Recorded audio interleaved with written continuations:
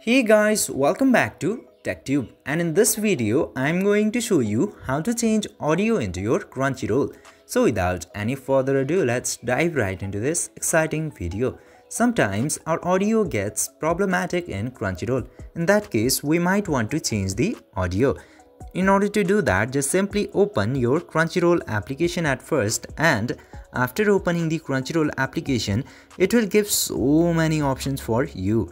You just simply have to click into this account tab at first, and into there just simply look for this audio language option. Just simply click into that audio language option, and into here you will get so many options. For example, the original language Japanese, and most popular language English, and many other languages as you want. So simply select the language that you want and you are done. By following these very easy steps, you can easily change audio into your Crunchyroll. I hope this video was helpful for you. If yes, don't forget to like, share and subscribe to the channel to never miss another update. Thank you for watching the video.